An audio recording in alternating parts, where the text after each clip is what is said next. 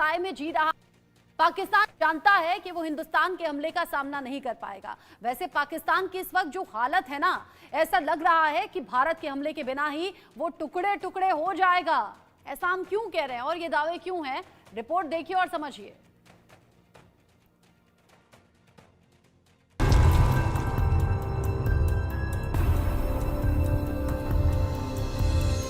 हिंदुस्तान के खिलाफ साजिश रचने वाले, षड्यंत्र का जाल बिछाने वाले, प्रोपेगेंडा फैलाने वाले पाकिस्तान के खात्मे का काउंटडाउन स्टार्ट हो चुका है।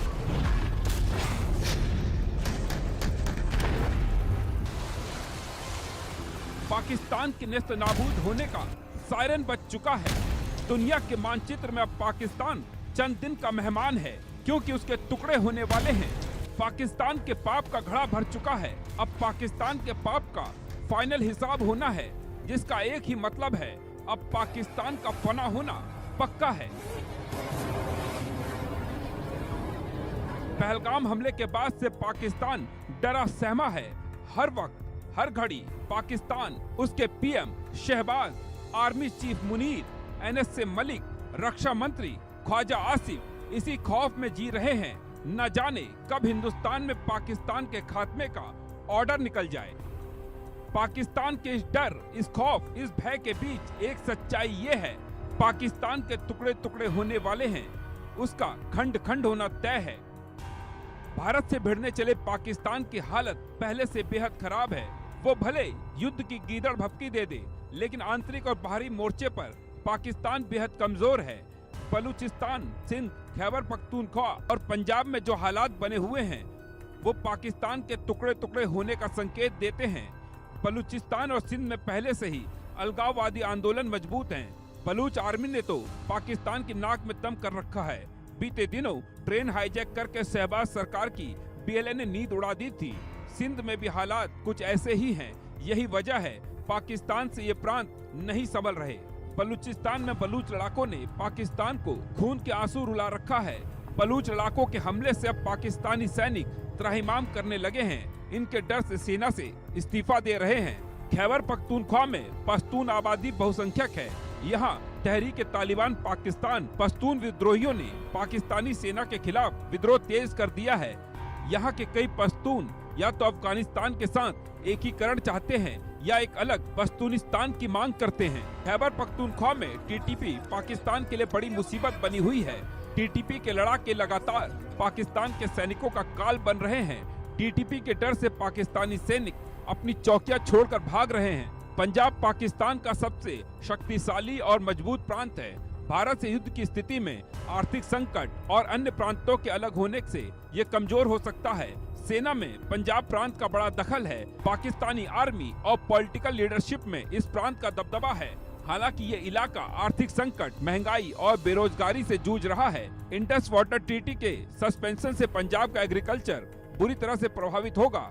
इससे इनकी आमदनी ही बंद नहीं होगी, खाना पीना भी मुश्किल हो जाएगा। भले ही बलूचिस्तान की तरह पंजाब में कोई सक्रिय अलगाववादी आंदोलन नहीं है, लेकिन आर्थिक कमर टूटने से पंजाब पर भी असर पड़ना तय है।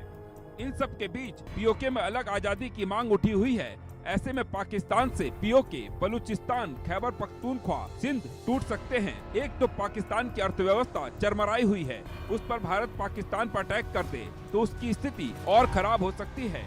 पाकिस्तान से अलग होने की चाह रखने वाले विद्रोहियों को एक गोल्डन मौका मिल सकता है, जिसका एक ही मतलब है और वो है पाकिस्तान के टुकड़े। Bureau report, India news.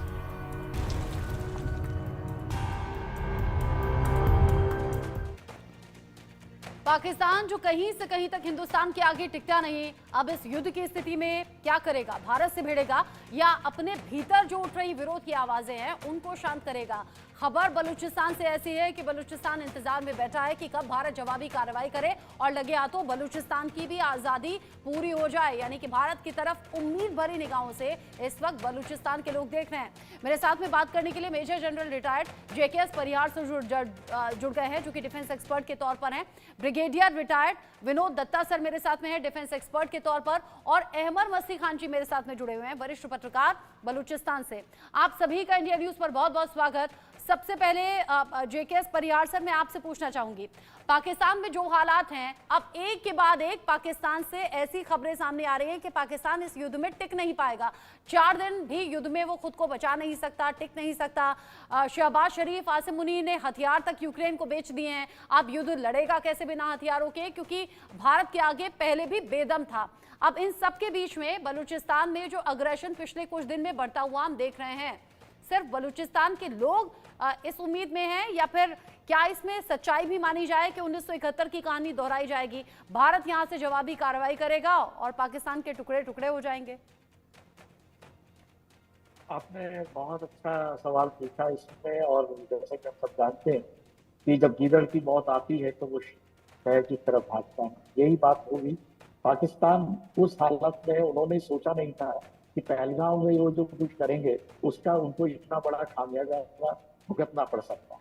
जहाँ तक भारत का सवाल है, हमारे लिए पहलगाम में जो उन्होंने किया उसके बाद जो भी एक्शन हम करते हैं, मैं समझता हूँ कि ये टाइम वो है जबकि हमें पिछले वाली एक्शन से काफी आगे जाने की गुंजाइश है और हम लोग उसमें जाएंगे, ऐसा मैं मानता हूँ। जिस तरह से प्रधानमंत्री के बयानों से और उनके कमिटमेंट से और उनकी जब आप उनके भाषण देखते हैं तो उनकी आंखों में जो जो क्षोभ होता है कि किस तरह से हमारे देश के 26 लोग जो हैं बिल्कुल ही जो बिना बात के जो है उनके मर्डर किया गया और उसका बदला लेने के लिए वो ठान चुके हैं कि भारत अब कुछ करके दिखेगा।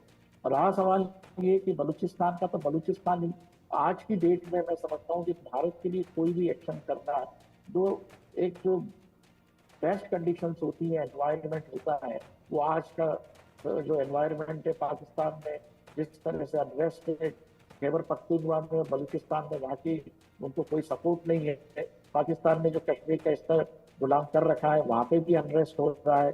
पाकिस्तान की डिफेंस फोर्सेस के पास में इतने संसाधन नहीं है कि वो लंबा युद्ध लड़ सकें। इसके अलावा उनकी इकोनॉमी जो है वो इतनी स्ट्रांग नहीं है कि सस्टेन कर सके, ईंधन की उनकी प्रॉब्लम हो रही है। और ओवर एंड अबव भारत की डिफेंस प्रिपेयर्डनेस बहुत जबरदस्त है। और हमारी डिप्लोमेसी से जो है भारत की जो एक इमेज बनी हुई है इकोनॉमी में, आज ही मैं अभी देख रहा था आपके चैनल पे आते पहले ही कि ऑफिशियली अनाउंस हो गया है कि भारत जापान को पीछे छोड़ के अब ऑफिशियली जो है 4th इकोनॉमी जो है वो बन चुका है। इन हालातों में जिस तरह से रशिया ने और अमेरिका ने भारत को सपोर्ट किया है, दूसरे देशों ने भी दिया हुआ है, तो पाकिस्तान पूरी तरह से अलग थलग पड़ा हुआ। तो ये हो गया इसका। आर्मी के उसमें अगर जाए तो आर्मी का जोश बहुत हाई है और उसको पूरी जनता का समर्थन मिला हुआ है। पाकिस्तान में इसके विपरीत स्थिति है, वहां पर जो जनरल मुनीर है उनको खुद की आर्मी का सपोर्ट नहीं है, उसमें ही बगावत के सुर घूम रहे हैं।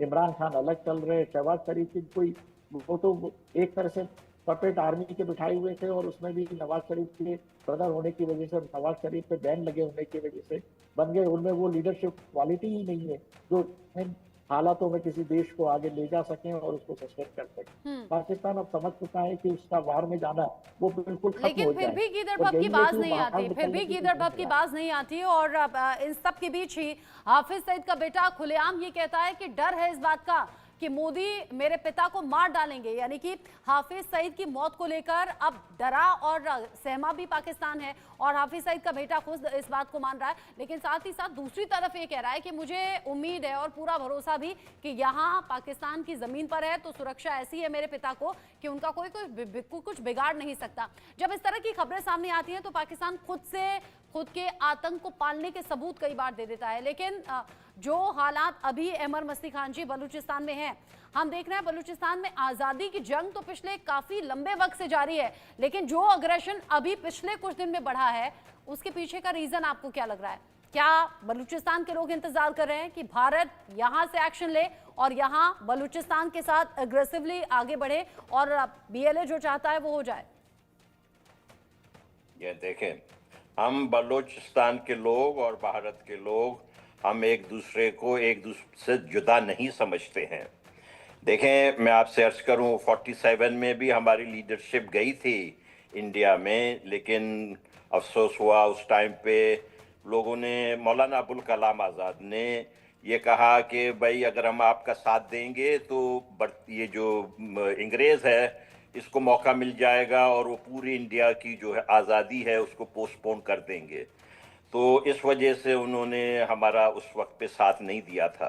मैं आपसे अर्ज करूं 71 में 71 में जब ये जो आसिम मुनीर कहते हैं ना कि बच्चों को ये सिखाएं, तो ये अपने बच्चों को ये भी तो सिखाएं कि 71 में इनके साथ क्या हुआ था। जब वो 71 में ये बांग्लादेश की आज़ादी हुई थी, उस वक्त नवाब अकबर खान बुगटी अब जो शहीद हैं, उन्होंने कहा था कि अब मौका है कि बलूचिस्तान अपनी आज़ादी डिक्लेयर करें। बुगटी कबाइल जो है 71 में क्वेटा में जब ये इनको शिकस्त हुई थी ढाका में, उस वक्त क्वेटा में बुगटी कबाइल सारे रोडों पे आ गए थे इंडिया के फेवर में। देखिए, हम लोग बलोच लोग जो हैं 90% इंडिया के फेवर में रहे हैं हमेशा से। ये इलाका जो है तकरीबन आधा है पाकिस्तान का। हमें तो ये अजीब सा लगता है कि ये पता नहीं क्यों हमारे भारतीय भाई इतने देर कर रहे हैं, क्यों इतने सोच रहे हैं।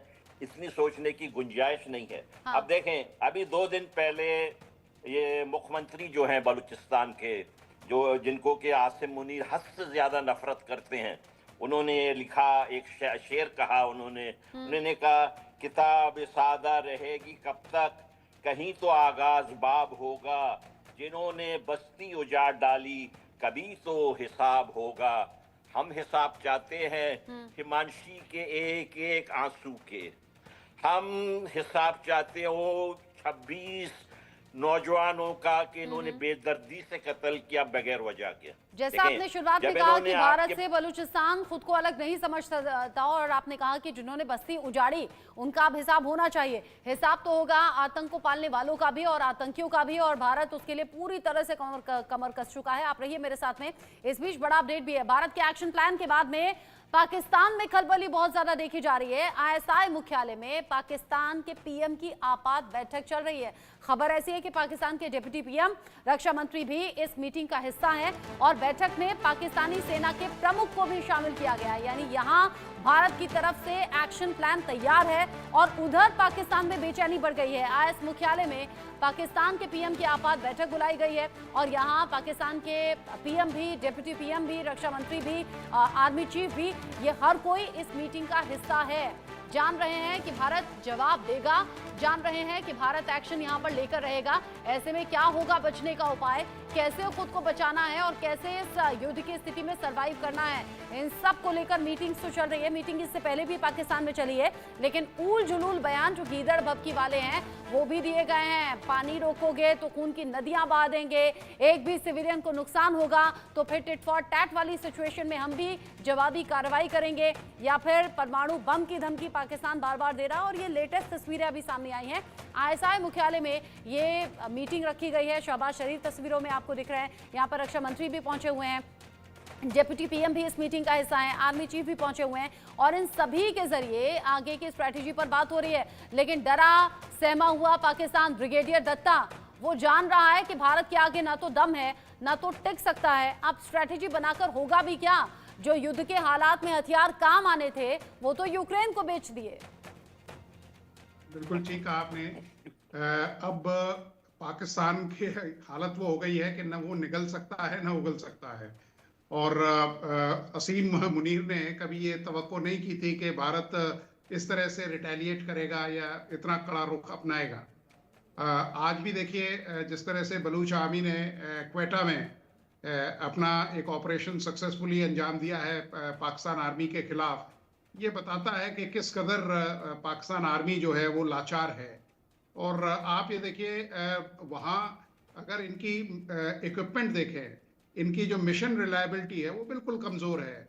इनके पास न असला है, इनके पास न मोराल है। करीब 4 से 5 हज़ार आदमी इनके सैनिक जो हैं वो भाग गए हैं या रिजाइन करके गए हैं।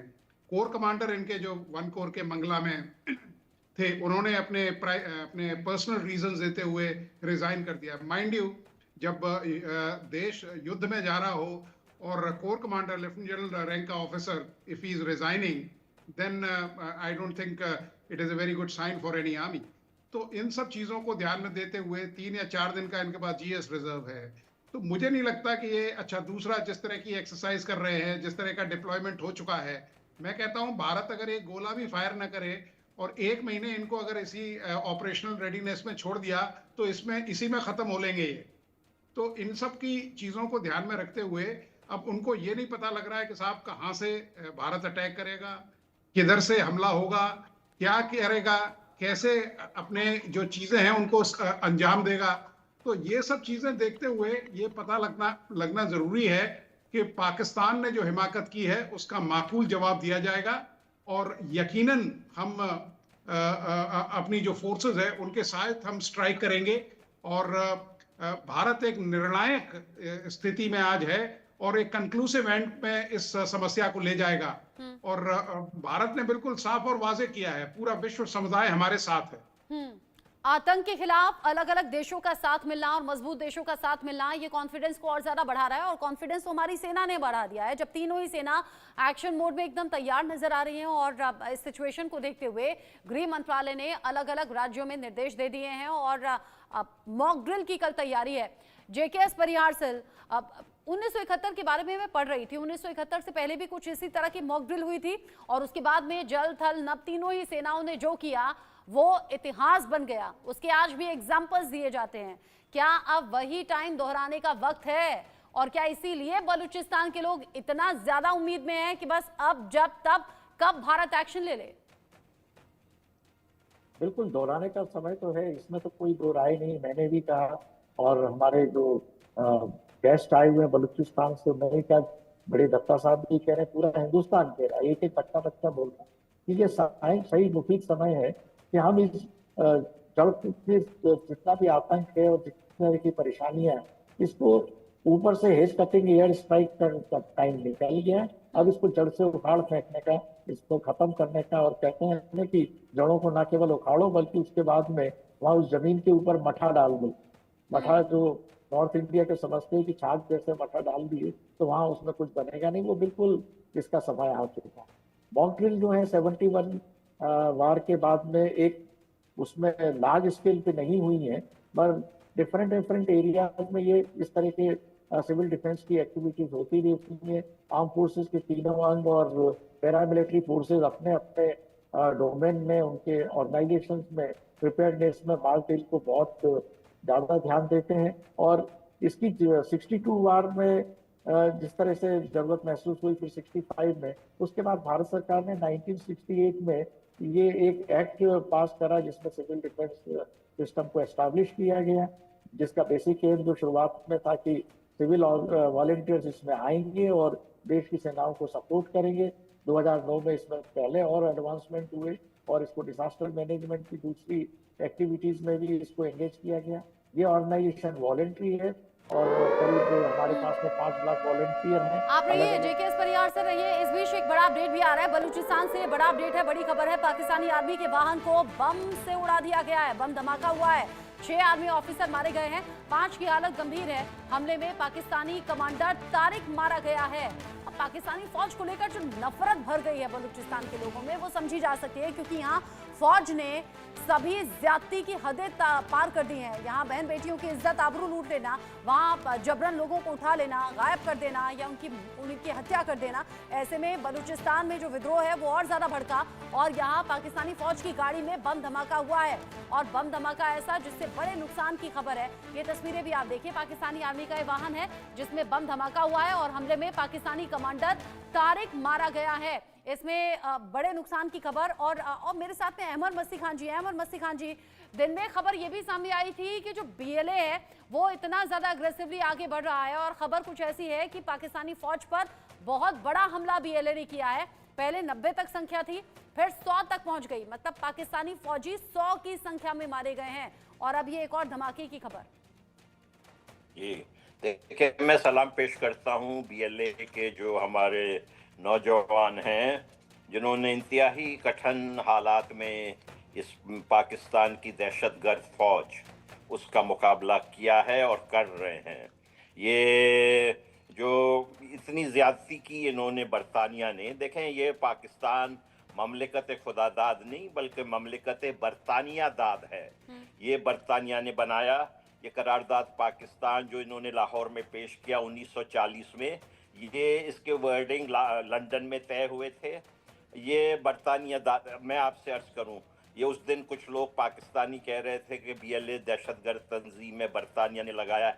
आपको मालूम है कि ये बीएलए पे 1 महीने पहले नवाब अकबर खान बुट्टी का कत्ल जो मुशर्रफ ने किया, जो कू लीडर थे, उसने जो आपके इलाके में भी आके कारगिल में अपनी बदमाशी करने की कोशिश की थी, उसके 1 महीने पहले बरतानिया ने बीएलए पे जो है दहशतगर्दी का लेबल, मुशर्रफ के कहने पे मलिहा लोधी उनकी वहां पे एम्बेसडर थी, उसकी चमचागिरी की वजह से उन्होंने ये लेबल लगाया था। तो ये गोरे जो हमारे ऊपर लेबल लगाते हैं, हमें उसकी कोई परवाह नहीं है। हम देखें, हम और आप जो हैं एक ही इलाके के लोग हैं। हाँ। हमारा आपका एक ही शेयर्ड फ्यूचर है, हमारे आपके गम और खुशी एक है। ये जनरल आसिम मुनीर बेवकूफ को आप देखें, ये पंजाबी जो 4 जिले के हैं ना, अटक, चकवाल, जेलम, रावलपिंडी, यहाँ के जो जनरल हैं, इनको भारत से माफी मांगनी चाहिए हाँ। कि इन्होंने जो कुछ वहां पे किया। हमारे बलोच आज बिल्कुल ही तैयार हैं।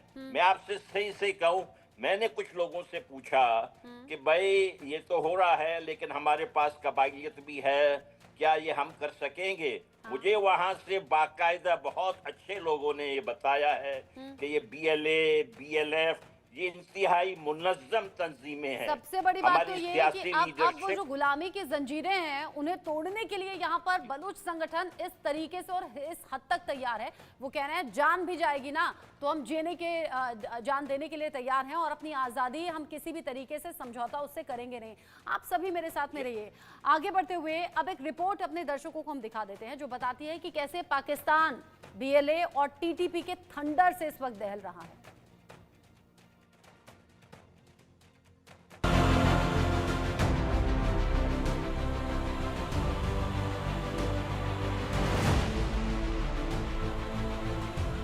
पाकिस्तान के टुकड़े होंगे, पाकिस्तान खंड खंड होकर रहेगा। पाकिस्तान में गृह युद्ध के हालात बने हुए हैं। पाकिस्तान में बलूच लिबरेशन आर्मी का खौफ साफ दिख रहा है। मजीद ब्रिगेड ने पाक सेना के काफिले पर बड़ा हमला किया। पाकिस्तानी सेना के काफिले पर यह हमला नौशकी में हुआ। बीएलए प्रवक्ता जियान बलूच का दावा है, हमले में 100 से ज्यादा पाक सैनिकों की मौत हुई। कलाज जिले में बीएलए लड़ाकों ने जेल पर हमला किया और 10 कैदियों को रिहा कर ले गए। बीएलए ने जेल के 5 पुलिस अफसरों का अपहरण भी कर लिया। इस दौरान क्वेटा कराची हाईवे को 12 घंटे जाम रखा गया। इस बीच बलूचों के खिलाफ हो रहे अत्याचार के विरोध में बलूच महिलाओं ने प्रदर्शन किया। बलूचिस्तान में रियासती मजालिम कुछ नई चीज नहीं है। बलूचिस्तान में जबरी गुमशुदगियां, मावराए अदालत कत्ल, लोगों के साथ नाइंसाफी, ये एक मामूल की बात है। लेकिन एक चीज जो हमने हाल ही में देखी है कि जो बलोच यकजहती कमेटी के पुरअमन रहनुमा हैं, उनके कारकुनान हैं, उनके लीडरान हैं, जो डायलॉग का रास्ता अपनाते हैं, जो हथियार नहीं उठाते बल्कि अपनी आवाज बुलंद करते हैं मजालिम के खिलाफ, उनको रियासत टारगेट कर रही है। उधर टीटीपी ने 24 घंटे में 10 बड़े हमले किए हैं। टीटीपी ने सेना की चौकियों और पुलिस स्टेशनों पर हमला किया। ये हमले पेशावर, पन्नू और डेरा इस्माइल खान में किए गए। इन सब के बीच पाकिस्तान के पूर्व पीएम इमरान खान की रिहाई की मांग भी तेज हो गई है। इसको लेकर पीटीआई सड़क पर उतरी और प्रदर्शन किया।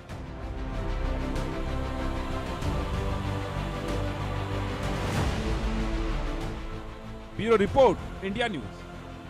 पाकिस्तान में ये हालात हैं और इसीलिए लोग कह रहे हैं पाकिस्तान का ये जो झमेला है बस कुछ दिन का खेला है, यानी पाकिस्तान अब टूट की कगार पर है। ब्रिगेडियर दत्ता, जब दुश्मन कमजोर हो तब उस पर चोट हो तो ज्यादा रिजल्ट देखने को मिलते हैं, फिर चाहे वो 1971 की बात हो या फिर आज 2025 की बात हो। क्या यही सब वजह है, यही सब सिचुएशन है बलूचिस्तान में जो हो रहा है, खैबर पख्तूनख्वा में जो हो रहा है, पीओके में जो लोग विद्रोह के लिए सड़कों पर आ गए हैं, क्या यही वो सही सिचुएशन है जो पाकिस्तान पर सबसे गहरी चोट करनी चाहिए, जिसमें खंड खंड हो जाए पाकिस्तान?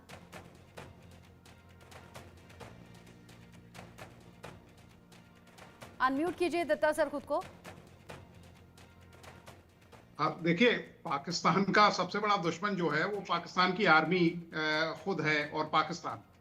आप देखिए उन्होंने ईस्ट पाकिस्तान को क्यों खोया, अपनी करतूतों से। जब जनरल टिक्का खान को वहां भेजा कत्लेआम करने के लिए, खवातीनों की इज्जत लूटने के लिए, वहां के रिसोर्सेज लूटने के लिए।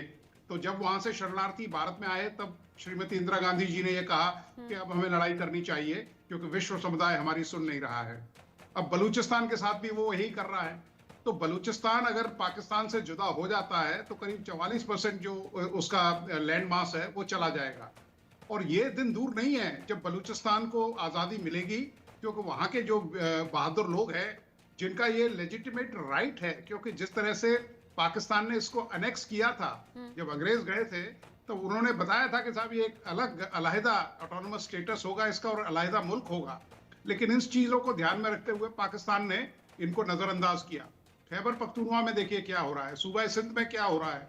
तो यस, पाकिस्तान सबसे कमज़ोर है और जब इस तरह की सिचुएशन है तो मुझे लगता है कि पाकिस्तान को ऐसी हरकतें नहीं करनी चाहिए थी। लेकिन हाँ, भारत भी अब एक कहते हैं ना कि डेथ ब्लो पाकिस्तान को देने वाला है, और जिससे कि उसको समझ में आ जाए, क्योंकि प्राइम मिनिस्टर साहब ने बिल्कुल साफ किया था कि पाकिस्तान इस जो हरकत अभी इंडिया करने वाला है या जो ऑपरेशन करने वाला है उसके लिए सदियों तक वो याद रखेंगे। आज भी 1971 की कसम दिलाई जाती है पाकिस्तान एकेडमी काकुल में कि साहब हमें उसका बदला लेना है, हमें ये करना है, हमें वो करना है। लेकिन इन सब चीज़ों से कुछ नहीं होता, क्योंकि पाकिस्तान ने हमेशा अपनी जो पाकिस्तान आर्मी है उसको ऊपर रखा है, क्योंकि उनके इंटरेस्ट है। आप ये देखिए 90% जो तिजारत होती है वो पाकिस्तान में पाकिस्तान आर्मी कराती है।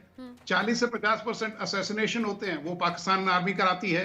आप देखिए जिस दिन उनका मन भर जाता है या कोई मतभेद होता है पाकिस्तान आर्मी से किसी प्राइम मिनिस्टर का, उसको जेल में डाल दिया जाता है। और एक नहीं, ये पहली बार नहीं हुआ है, कई बार होता है। अब भी यही होगा। देखिएगा आप थोड़े दिनों में चीफ मार्शल लॉ एडमिनिस्ट्रेटर असीम मुनीर बन जाएंगे, शहबाज शरीफ साहब को रास्ता दिखा दिया जाएगा और वो अपनी जो पोजीशन है उसको अगले 8-10 साल तक पाकिस्तान को इसी तरह से लूटते रहेंगे। हालांकि उन्हें मालूम है कि अब पाकिस्तान का जो साइज है वो बिल्कुल श्रिंक होता जा रहा है, और क्योंकि बलूचिस्तान तो कुछ चंद एक महीनों की बात है कि वो इनसे जुदा हो जाएगा। अगर बलूचिस्तान चंद दिन या चंद महीनों की बात है तो पीओके कितना दूर समझें? जेकेएस परिहार सर। बड़े दत्ता साहब का बहुत बहुत धन्यवाद। उन्होंने मेरे मन की बात की और सारे डिटेल्स उन्होंने दिए।